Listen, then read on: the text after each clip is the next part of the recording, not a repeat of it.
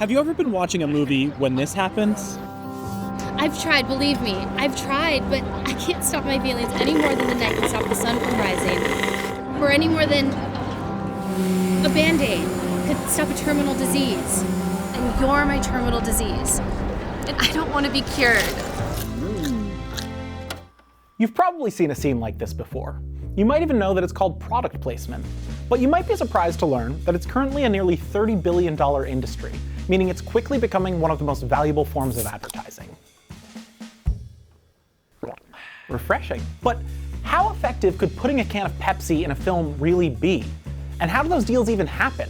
And what happens when product placement doesn't have the intended effect? Because things can absolutely go wrong. Let's start in an order that just makes sense with the second question. The practice of product placement actually dates further back than even movies, as early as the late 1800s when Jules Verne had transport and shipping companies lobbying to be mentioned in his book Around the World in 80 Days. And as long as motion pictures have been around, so has product placement. Some of the earliest films, like those from the Lumiere brothers, prominently included a brand called Sunlight Soap. Wings, the first ever Best Picture winner at the Academy Awards, included a plug for Hershey's chocolate. Subtle. In the years since, the practice has become all but expected in film, rearing its sponsored head into everything from Barbie to The Brutalist. Today, you can categorize product placement into two types, paid and unpaid, and they both have very different business strategies. Paid product placement is what you probably think of when you hear the term. A company pays to have its product shown in a movie or TV show, and then you get something like this. You like music? The pill. Now, that's a particularly bad example, but it's not always that egregious. But sometimes it is. I just gotta show you another one from Transformers. Your car?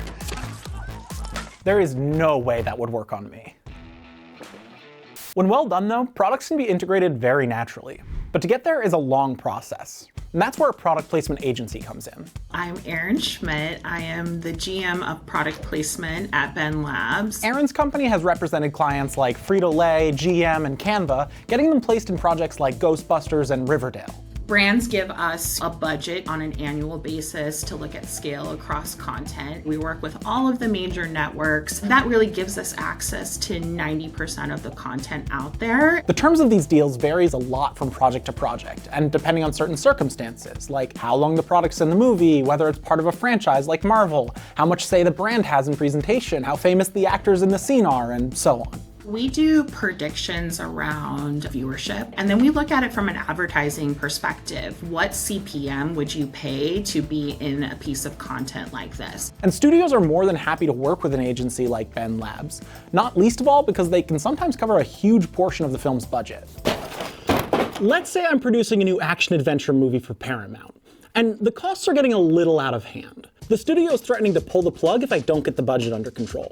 I could try to cut costs, or I could say, hey, there's that scene where our hero drives a snowmobile through a convenience store. Maybe we could partner with 7-Eleven. So they provide us with the branding and $5 million, which fully covers the cost of the new dance number in a volcano we decided to add in the second act. This kind of thing happens all the time, and it can be huge for offsetting production budgets. After Mars turned Steven Spielberg down to use M&Ms in E.T., Reese's swooped in and volunteered Reese's Pieces to the tune of $1 million, about 10% of the film's total production budget. And some deals go far beyond $1 million. Harley-Davidson paid $10 million to be featured in Avengers Age of Ultron. Heineken paid $45 million for James Bond to swap his martini for a beer in Skyfall. They kept having to tell him not to shake it though. That deal paid for over a third of the film's budget. Man of Steel saw over $160 million in product placement deals peppered throughout the film. Too bad they couldn't pepper in a good script.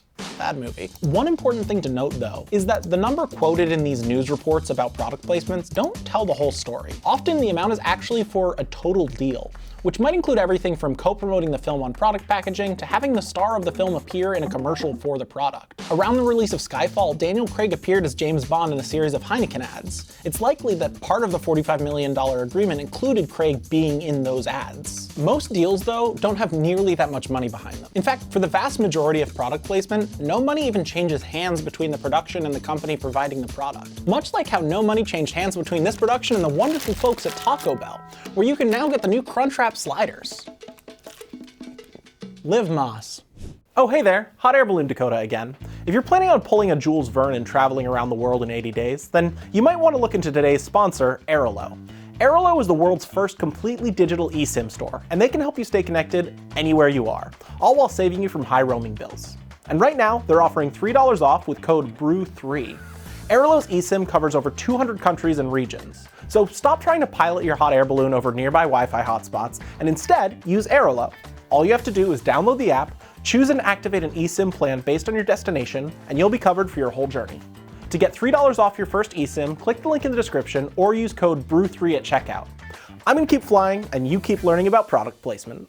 It's a volume game, like I usually call it batting average. That's John Holtzman, owner of Eclipse Worldwide. Eclipse specializes in unpaid product deals. The companies pay a monthly retainer to go out and get placements in appropriate production, and we do not pay any fees for those placements. Generally, if it makes sense, productions are happy to try and work with John or an agency like his. Movies and TV shows need lots of sets and props, and much like breaking your leg in America, that can become very expensive very fast. The set decorator basically has to take the vision of the art director and make it come to life. Surprisingly, they all have really small budgets. So if they can do it through a product placement agency versus a prop house or having to buy stuff, we're actually saving them money. Say you're working on Fast and Furious 17, and the script calls for a scene where Vin Diesel drives a monster truck over an entire car dealership for family. Instead of buying 100 cars, which could be tens of millions of dollars, Ford might offer 100 Ford Focuses, making that scene a whole lot cheaper and freeing up budget to...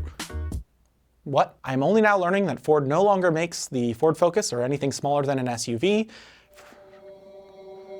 Okay. Unpaid placements get the brands less creative control than paid ones, and there's no guarantee that the product will end up in the final cut of the movie or TV show. But brands still go for it, as it's a far less expensive option than a paid placement, with the potential for a big payoff. That's why John and agencies like his don't put all their eggs in one basket, instead opting to send out products to dozens of productions. We would put wine on as many shows as possible. Some of them won't show up, some will just do the back bar. We had one where the main actress picked up the bottle and chugs it with the label right there, so that was pretty fun. In addition to cutting costs for productions, product placement returns can be huge for the advertiser, sometimes even surpassing the ROI of traditional advertising. When you ask someone in the business about the success of product placement, a few prominent examples always come to mind. Ray-Ban Wayfarers surged in popularity after Tom Cruise wore them in Risky Business, selling over 350,000 pairs compared to the previous year's 18,000. That Reese's Pieces deal in E.T. resulted in a 65% increase in profits. And FedEx's brand recognition and public opinion went up dramatically after its role in Castaway, though there are no hard numbers available. And that's one of the difficult aspects of product placement. Similar to a TV ad, it can be hard to gauge the specific monetary impact a placement had. Additionally, it can take months or even years between when a scene is shot and when the film comes out. We look at who's behind the camera, who's in front of the camera. We look at buzz, so who's kind of talking about it. And we put together a score that helps clients make these decisions. General Mills, after getting Cheerios in a number of TV shows through Ben Labs, saw 29% more sales from people who'd been exposed to their placement than those who hadn't. So brands generally jump at the opportunity to place their products. We've been really successful. Clients have really trusted us. The impact in many cases can outweigh that of traditional advertising. Unlike a commercial, product placement exists inside the content you're choosing to watch. You're not going to be able to avoid seeing the box of Cheerios being poured by Jerry as he talks to George in his kitchen before Kramer bursts in and says something truly insane. It's Fusilli Jerry! But the ROI is actually tremendous, but it's longer term. People call it evergreen. I just say it lasts forever. After prominent unpaid features in Stranger Things, brands gained an estimated $15 million in ad value in just 3 days. But since the show continued to gain views for weeks and months after, that value had reached an estimated $55 million within a year, with Coca-Cola's placement alone being worth about $1.5 million. But that's just what happens when you have a product as delicious as Pepsi. Product placement deals have become so lucrative that the industry grew to almost $30 billion in 2024, the largest year ever.